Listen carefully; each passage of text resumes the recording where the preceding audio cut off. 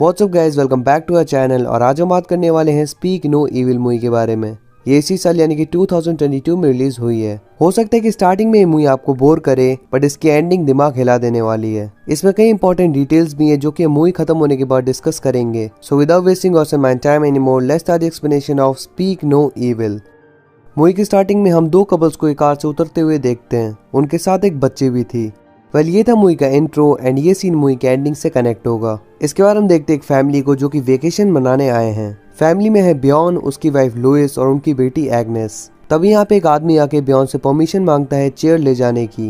वो बहुत ही काइंडली पूछ रहा था, इसलिए बियॉन उसे परमिशन दे देता है। इस आदमी का नाम है पैट्रिक। आफ्टर दैट वो सभी लोग साथ में डिनर कर रहे थे और पैट्रिक सभी को थैंक्स बोलता है। पैट्रिक एक डॉक्टर है। इसके बाद वो लोग सो रहे होते हैं, बट बियॉन को नींद नहीं आ रही थी। वो विंडो के पास आता है और नीचे पैट्रिक उसे ही देख रहा था, लेकिन थोड़ी देर बाद वो वहाँ से चला जाता है। अब नेक्स्ट डे वो तीनों घूम रहे थे, बट एग्नेस का टॉय खो गया था। अब बियॉन बड़ी मेहनत से उसे ढूंढ लेता है। जब वापस आता है तो देखता है कि पैट्रिक की फैमिली उसकी फैमिली से बात कर रही थी। पैट्रिक के साथ उसकी वाइफ कैरन और उसका बेटा एबिल था। जब पैट्रिक को पता चलता है कि बियॉन इतनी मेहनत से टॉय ढूंढ के लाया है तो वो उसकी तारीफ करता है। बियॉन की फैमिली है डैनिश और पैट्रिक की डच। काफी अच्छी बातचीत हो जाती है, इसलिए वो डिसाइड करते हैं साथ में लंच करने का। यहाँ पे एबिल बिल्कुल भी खुश नहीं लग रहा है और ना ही वो ढंग से नूडल्स खा पा रहा है। यहाँ हम जान पाते हैं कि लुइस वेजिटेरियन है, बस फिश खाती है। ये जानने के बाद पैट्रिक उसकी तारीफ करता है। फाइनली वो लोग वीकेंड मना के वापस आ जाते हैं। एक दिन बियॉन को पार्सल मिलता है जो कि भेजा था पैट्रिक ने। उसमें दोनों फैमिलीज की ग्रुप फोटो थी और पैट्रिक ने उन्हें अपने घर पे इनवाइट किया था।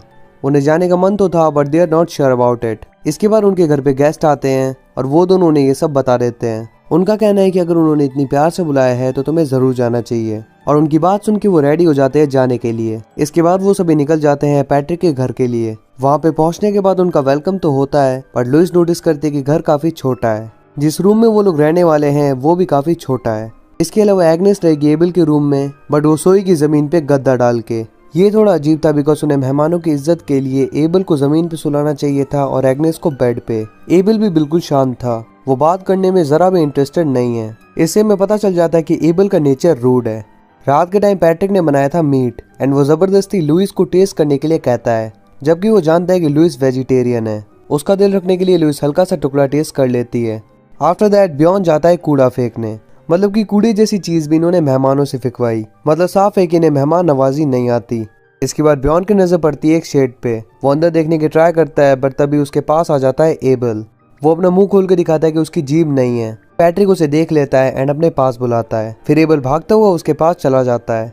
इसके बाद वो चारों गप्पे लड़ा रहे थे। एबिल जोरों से रो रहा होता है, बट वो बताते कि एबिल बिना जीभ के पैदा हुआ था, इसीलिए वो कभी कभार रोता है। ऐसा लग रहा था जैसे उन्हें अपने बच्चे की कोई फिक्र ही नहीं है। अब होता है सोने का टाइम। एग्नेस को गद्दे पे नींद नहीं आ रही थी, इसीलिए वो अपने मॉम एंड डैड के साथ सो जाती है। यहाँ पे हम देखते हैं कि उनका बेड भी बहुत छोटा है। नेक्स्ट डे वो जाते हैं टहलने के लिए। यहाँ पे एग्नेस को एक स्लाइड ट्राई करनी थी, बट एबिल उसका रास्ता ब्लॉक करके बैठा था और हट नहीं रहा था। लुइस उसे हटने के लिए बोलती है, बट वो उसकी बात नहीं सुनता। तो लुइस पैट्रिक को इस बारे में बताती है। अब इतनी सी बात के लिए पैट्रिक उसे बुरी तरह डांट देता है। फिर जब वो लोग वापस आते हैं तो लुइस बियॉन से कहती है कि मुझे अब घर पे वापस जाना है। एक्चुअली उसे यहाँ पे अच्छा नहीं लग रहा। तभी कैरन यहाँ पे आती है और उन दोनों को इन्वाइट करती है आज रात रेस्टोरेंट चलने के लिए। वो जाने के लिए हाँ कर देते हैं और बियॉन उसे ही सुना देता है, बिकॉज कैरन और पैट्रिक पूरी ट्राई कर रही है कि उन्हें यहाँ पे अच्छा लगे एंड लुइस उनकी कमियां निकाल रही है। इसके बाद लुइस रेडी हो जाती है जाने के लिए एंड वो एग्नेस को भी तैयार कर देती है। बट कैरन बताती है कि बच्चे नहीं जा रहे हैं, सिर्फ वो चारों ही जाने वाले हैं और बच्चों की बेबी सिटिंग करेगा मुहाजिद। वो यहाँ आके एग्नेस के साथ खेलने लगता है और ना चाहते हुए भी उन्हें एग्नेस के बिना डिनर के लिए जाना पड़ता है। यहाँ पहुँचने के बाद पैट्रिक और लुइस के बीच डिबेट हो जाती है। एक्चुअली पैट्रिक का कहना था कि लुइस पूरी तरीके से वेजिटेरियन नहीं है, बिकॉज वो फिश खाती है। लुइस कहती कि इससे नेचर पे कोई इफेक्ट नहीं पड़ता, लेकिन पैट्रिक इस पर भी डिबेट करता हुआ कहता है कि फिश खाने से भी डायरेक्टली या इनडायरेक्टली नेचर पे इफेक्ट पड़ता है। ये कोई तरीका नहीं हुआ अपने गेस्ट को ट्रीट करने का। एक तो खुद ही उन्हें इन्वाइट किया और यहाँ पे लाके उनकी बेइज्जती कर रहा है, लेकिन बियॉन बात को संभाल लेता है। इसके बाद पैट्रिक ढेर सारा खाना ऑर्डर कर देता है। इसके बाद पैट्रिक और कैरन डांस करने लगते हैं। उन्हें देखते हुए बियॉन और लुइस भी डांस करने जाते हैं, बट उनकी हरकतें देखते हुए वो अनकंफर्टेबल फील करते हैं। इसके बाद टाइम आता है बिल पे करने का एंड पैट्रिक सारा बिल बियॉन से पे कराता है। सो गेस्ट है बियॉन और लुइस एंड यहाँ पर भी उन्हें इन्वाइट किया गया था, बट उनकी कोई खातिरदारी देखने को तो नहीं मिल रही। उल्टा जब वो वापस जा रहे होते हैं तो पैट्रिक ड्रंक एंड ड्राइव कर रहा होता है एंड इसके साथ वो म्यूजिक भी हाई वॉल्यूम पे बजा रहा था। लुइस उसे वॉल्यूम डाउन करने को कह रही थी बट वो उसकी बात नहीं सुनता। इससे वो बहुत ज्यादा गुस्सा हो जाती है। फिर जब वो घर पे आते हैं तो यहाँ पे एग्नेस नीचे सो रही थी और एबल बेड पे। ये देख के ऑफकोर्स उनका दिमाग खराब हो जाता है। इसके बाद लुइस जाती है शावर लेने। पैट्रिक भी यहाँ पे आके ब्रश करने लगता है। वेल इससे कोई दिक्कत नहीं थी बट वो बाथरूम के काफी पास आ जाता है। आफ्टर दैट लुइस वापस आ जाती है। इसके बाद वो दोनों इंटीमेट होने लगते हैं। तभी एग्नेस बाहर से चिल्लाने लगती है। वो बोलती कि मुझे भी आप दोनों के साथ सोना है बट वो दोनों अपना काम खत्म करना ज्यादा जरूरी समझते हैं। फिनिश करने के बाद लुइस जाती है एग्नेस को चेक करने बट वो अपने गद्दे पे नहीं थी। फिर वो उसे चेक करने जाती है पैट्रिक और कैरेन के रूम में और यहाँ पे वो दोनों सो रहे थे नेकेड एंड उन्होंने एग्नेस को अपने पास सुला रखा था। डेफिनेटली ये बर्दाश्त के बाहर था। तो लुइस जाके बियॉन से बोलती है कि मुझे यहाँ से निकलना है। फिर वो सामान पैक करके बिना बताए यहाँ से निकल जाते हैं लेकिन एबल उन्हें जाते हुए देख लेता है। रास्ते में उन्हें पता चलता है कि एग्नेस अपना टॉय वहीं भूल गई। लुइस तो एग्नेस को समझा रही थी बट एग्नेस बहुत ज्यादा उदास हो चुकी थी। ये देख के बियॉन के अंदर का बाप जाग जाता है और वो वापस उनके घर पे जाने लगता है। बस इतना समझ लो कि ये उसकी जिंदगी की सबसे बड़ी भूल थी। वेल वो फिर से यहाँ पे पहुंच गए थे। बियॉन अंदर जाता है और तभी एग्नेस को अपना टॉय मिल जाता है। वो सीट के नीचे था। फिर लुइस भी अंदर जाती है और देखती कि पैट्रिक उनसे नाराज था। वो पूछ रहा था कि आखिर ऐसा क्या हुआ कि वो बिना बताए निकल गए। फिर जब बात ज़्यादा बढ़ जाती है तो लुइस 1 बाय 1 सारी दिक्कतें बता देती है। लाइक बेड एंड रूम का छोटा होना, एग्नेस का नीचे सोना, लुइस को नॉनवेज खिलाना एंड कल की पार्टी में हद पार कर देना। इसका जवाब देते हुए कैरेन कहती कि हम जितना अरेंजमेंट कर सके हमने किया। हमें नहीं पता था कि तुम वेजिटेरियन हो और अगर तुम्हें नहीं खाना था तो मना कर देती। और रही बात कल के बिहेवियर की तो इस पे भी वो प्रॉपरली रिप्लाई नहीं देती। लेकिन तभी लुइस पूछती है कि तुम नेकेड सो रहे थे एंड मेरी बेटी को भी अपने बगल में सुला रखा था। इस पर पैट्रिक कहता है कि वो रात को तुम्हें बुला रही थी एंड रो रही थी। उस टाइम पे तुम कहाँ पे थे? वो रो रही थी इसीलिए हमने उसे अपने पास सुलाया। ये सुनने के बाद लुइस के पास भी कुछ बोलने के लिए नहीं बचता। अब पैट्रिक कहता है कि चलो अपनी गलत फहमी दूर करें। वो उन्हें आज भी रुकने के लिए कहता है और बोलता है कि आज का दिन अच्छा जाएगा। अब उनके पास भी रुकने के अलावा कोई ऑप्शन नहीं था। अब लुइस और कैरेन लग जाते हैं गार्डन के काम पे और पैट्रिक एंड बियॉन जाते हैं शॉपिंग के लिए। रास्ते में उनकी काफी बातचीत हो जाती है जिससे कि बियॉन को पैट्रिक का नेचर अच्छा लगने लगा था। वो उसे अपने दिल की सारी बातें बता देता है एंड रोने लगता है। फिर पैट्रिक उसे ऐसी जगह ले जाता है जहाँ पे उन्हें सुनने वाला कोई नहीं था। यहाँ पे वो गला फाड़ के चिल्लाते हैं एंड इससे उनका स्ट्रेस कम हो जाता है। फिर पैट्रिक और बियॉन काइंड ऑफ अच्छे फ्रेंड्स बन जाते हैं। अब टाइम होता है लंच का और कैरेन एग्नेस को प्लेट्स लगाने के लिए बोलती है। तभी लुइस की उंगली कट जाती है और बियॉन पैट्रिक को देखने के लिए बोलता है because he is doctor. But वो बताता है कि मैं डॉक्टर नहीं हूँ। वो कहता है कि मैं कोई काम नहीं करता, मीन्स ही इज अनएम्प्लॉयड। लेकिन ये सुन के लुइस और बियॉन शॉक में थे। इसके बाद वो लोग लंच करने लगते हैं और कैरेन एग्नेस की कुछ ज्यादा ही केयर कर रही होती है लेकिन एबल पे उसका ध्यान ही नहीं होता। इससे चिढ़ते हुए लुइस उससे एग्नेस की इतनी केयर करने के लिए मना करती है। इसके बाद वो बैठ के बात कर रहे थे तभी एग्नेस और एबल यहाँ पे आके अपना डांस दिखाने लगते हैं। लेकिन पैट्रिक एबल पे गुस्सा करने लगता है बिकॉज वो एग्नेस जितना अच्छा डांस नहीं कर पा रहा। इससे पैट्रिक उसे डांटता है और एग्नेस की तरह करने के लिए कहता है। वो उसे मल्टीपल टाइम्स नचाता है बट एबल अभी भी ढंग से नहीं कर पा रहा था। तो पैट्रिक उस पर बुरी तरह गुस्सा हो जाता है। बियॉन कहता है कि ये कोई तरीका नहीं हुआ किसी बच्चे को ट्रीट करने का, लेकिन उसे कोई फर्क नहीं पड़ता। ये लुइस को बिल्कुल अच्छा नहीं लगता और वो बाहर आ जाती है। फिर रात को जब वो सो रहे होते हैं तब एबल रो रहा होता है। तभी पैट्रिक नीचे जाता है उसे मारने के लिए। अब टीवी का वॉल्यूम ज्यादा होने के कारण बियॉन जाता है टीवी बंद करने। टीवी ऑफ करने के बाद वो देखता है कि शेड की लाइट्स एंड गेट खुला है। जब वो जाके चेक करता है तो उसे काफी सारा स्टफ एंड कई सारी फोटोज मिलती हैं और अब पैट्रिक और कैरेन का असली राज उसके सामने आता है। ये सारी फोटोज थी बियॉन की फैमिली की तरह ही और भी कई सारी फैमिलीज की।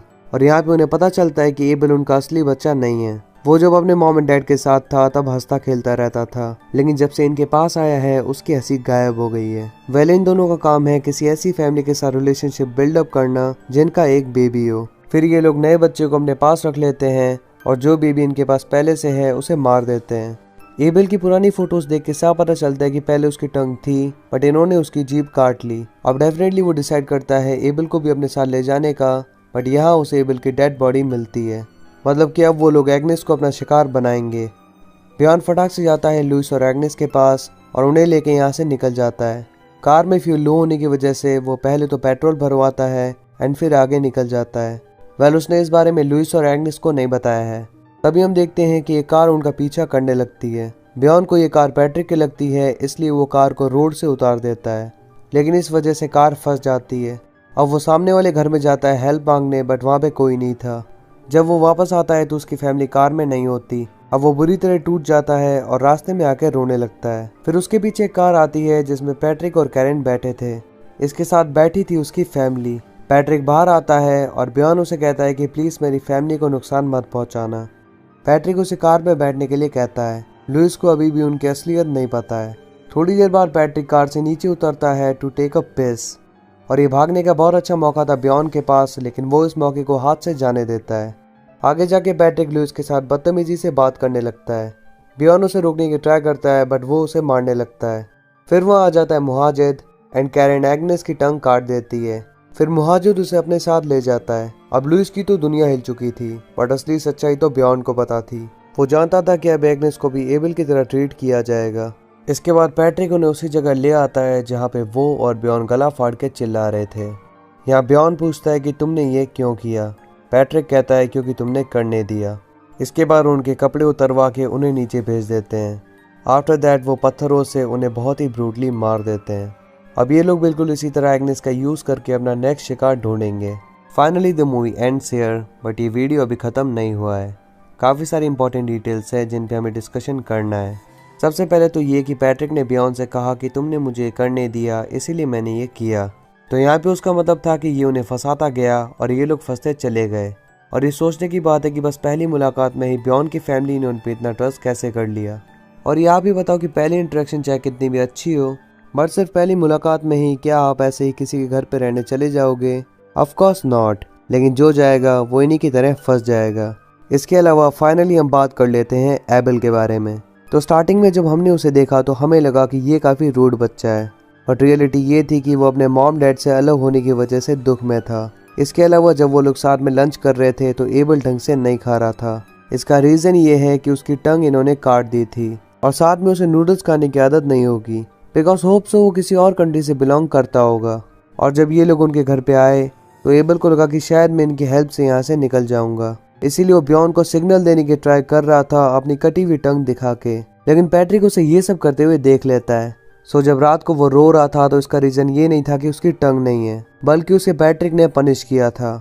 नेक्स्ट डे जब वो घूमने जाते हैं तो एबल स्लाइड ब्लॉक करके बैठा था। लुइस उसे हटने के लिए भी बोलती है बट वो नहीं सुनता। इसका मतलब ये नहीं था कि वो मैनरलेस है, बल्कि उसे तो लुइस की बात समझ में आई ही नहीं, बिकॉज जैसा कि मैंने आपको बताया कि वो किसी और कंट्री का है, सो उसे इंग्लिश नहीं आती थी। फिर जब बियॉन और उसकी फैमिली ने फर्स्ट टाइम भागने की ट्राई की थी तब एबल इतना सैड इसलिए था बिकॉज उसकी जो आखिरी उम्मीद थी इस नर्क से बाहर निकलने की वो उसे जाती हुई दिख रही थी। इसके अलावा जब एबल अच्छा डांस नहीं कर पाया था तो पैट्रिक ने अगेन उसे पनिश किया था। And finally as we all know उसने इस मासूम को मौत के घाट उतार दिया। तो हम जितना सिंपल और बोरिंग इस मूवी को समझ रहे थे ये वैसी बिल्कुल भी नहीं थी। वैसे एक चीज समझ नहीं आई कि ये लोग ऐसा करते क्यों हैं। इससे ना तो इन्हें पैसे मिल रहे हैं, ये एट द एंड पूरी फैमिली को मार देते हैं, तो इनका मोटिव मेरी समझ के तो पार है। रही बात इसके सीक्वल की तो डेफिनेटली इसका सीक्वल आ सकता है बिकॉज अभी भी पैट्रिक और कैरेन जिंदा हैं। इसके अलावा हो सकता है कि हमें सीक्वल में एक्शन भी देखने को मिले। इसके अलावा स्टोरी भी थोड़ी ज़्यादा एंगेजिंग और एंटरटेनिंग हो, बिकॉज न जाने कितने लोग मूवी को स्टार्टिंग में बोरिंग समझ के बीच में ही छोड़ देंगे। और हाँ, इसके प्रीक्वल आने के भी पूरे चांस हैं बिकॉज उन्होंने पहले भी कितने कांड किए हैं ये तो हमने इन पिक्चर्स में देख ही लिया था। बट हाँ, story line entertaining and engaging होनी चाहिए। Finally I just want to say कि ये मूवी हद से ज़्यादा डिस्टर्बिंग है। अपनी बात करूँ तो इस मूवी को देखने के बाद मैं इतना डिस्टर्ब हो गया था कि इस पे वीडियो बनाने की हिम्मत भी मुझ में नहीं थी, बिकॉज अगेन मुझे मेंटली पेन झेलना पड़ता। स्टोरी डेफिनेटली बहुत सही है बट ये मूवी आपका पूरा टाइम लेगी सेटअप होने में। एंड गाइस डेफिनेटली आप इस मूवी को इतना डीप में नहीं समझ पाओगे बिकॉज पहली बार में ये मूवी आपको पूरी डिटेल देगी ही नहीं। लाइक एबल की स्टोरी ही ले लो, आप जब सेकंड टाइम इस मूवी को देखोगे तभी एबल का पेन फील कर पाओगे। लेकिन डेफिनेटली आप में इतनी हिम्मत होगी ही नहीं कि इतनी डिस्टर्बिंग मूवी को एक बार फिर से देख लो, बिकॉज ये एक ऐसी मूवी है जो कि 2-3 दिन तक आपको डिस्टर्ब रख सकती है। एंड इन फ्यूचर आप जब भी इस मूवी को याद करोगे आपका दिमाग ऐसे ही डिस्टर्ब हो जाएगा। सो आपको इतना एफर्ट ना लगाना पड़े, इसीलिए हम जैसे लोग ऐसी मास्टरपीस मूवी को आपके सामने बिल्कुल डिटेल में कवर करते हैं और बदले में आपसे कोई पैसे नहीं मांगते हैं तो बस एक लाइक और सब्सक्राइब, वो भी अगर वीडियो अच्छा लगे तो। और अपने फ्रेंड्स के साथ भी ये शेयर कर दो ताकि उन्हें भी इस मास्टरपीस मूवी के बारे में पता चले। और अगर कोई डाउट हो तो कमेंट सेक्शन में जरूर पूछ लेना, मैं अपने दूसरे अकाउंट से पूरी ट्राई करूंगा आपके डाउट सॉल्व करने की। मैं आपको रिप्लाई करूंगा भावेश नाम के अकाउंट से। एंड यहाँ काफी सारे लोग मुझसे मेरा नाम पूछते रहते हैं, so I am Bhavesh. Bhavesh Joshi superhero. Just kidding. So now it's time to end the video here. We'll see you in the next one. Till then, peace up.